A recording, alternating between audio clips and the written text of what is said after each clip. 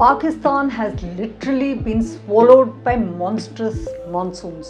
Nearly 1/3 of the country went underwater quite literally, and 15% of the total population was affected in some way or the other, and that's a huge number when you look at a total population of about 220 million.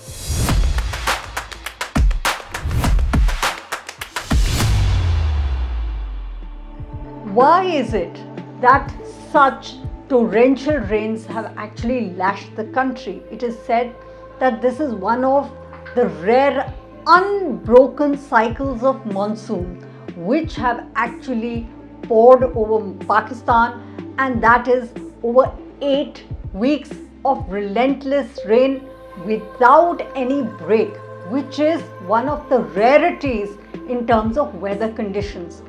The country finally got over 15 inches of rain, which, because of its infrastructure and other reasons, also swallowed the country and created such havoc in about 15%, as I said, of the country, as well as of most of Sindh, because Sindh was the most affected state of Pakistan.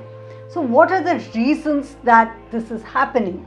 For one, that it is unnatural weather condition, because for a monsoon to actually be unbroken is a rarity, as I said, and is a particular type of a weather condition. But it is aggravated definitely by climatic changes and by global warming. What has happened is, because of global warming, the temperatures of the surfaces have actually risen. And what happens then is that hot air keeps going up, and there's steam, which also leads to more and more water in terms of for the clouds to shower down.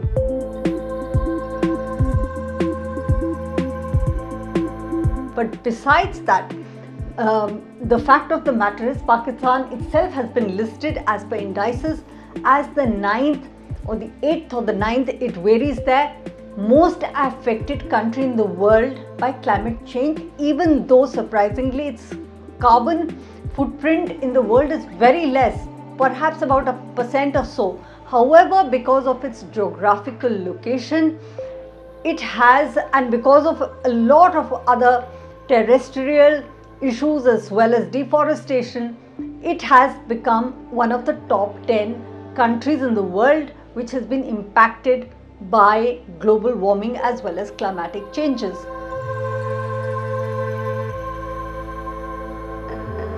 The second issue is of melting glaciers, and why is this peculiar to Pakistan or more pertinent to Pakistan is what I will explain. It has about 7,200 glaciers in the country, and that is the most that any country on this earth has. So Pakistan is peculiar in the sense that it has 7,200 glaciers outside the poles, meaning the North Pole and South Pole. If you just look at countries, that's the maximum it has. And because I mentioned global warming, these glaciers are melting, and when the weather condition changes to winter or the cold climate comes back again, these glaciers fail to regain their mass because they've already lost a lot in the summertime, and that leads to swollen rivers. Now that's a double whammy. You have rains and you have the monsoons, which are relentless, and therefore you're getting a lot of water from the skies. But the fact of the matter is, because of global warming and because of the melting of the glaciers, your rivers are already swollen because of excessive water, and that leads to swathes or river or inland rivers being, or inland swamps being created within the country. So this is a double whammy for Pakistan. It will need to figure out what to do.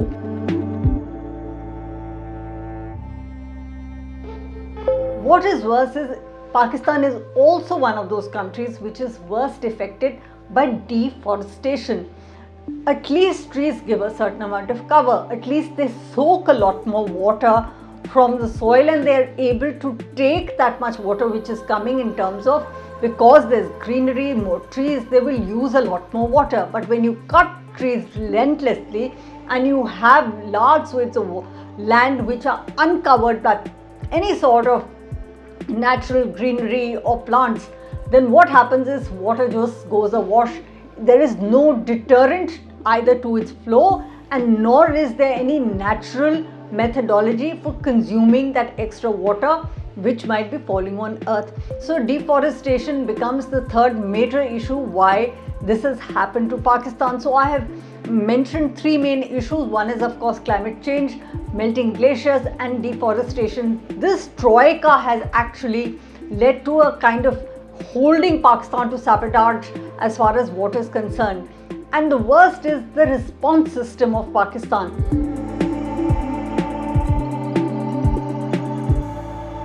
Over and over again there is flooding in Pakistan, and over again, once the flooding period is over or the water recedes, it's back to normal. There is very little or no planning about what should the country do next if such a situation were to arise.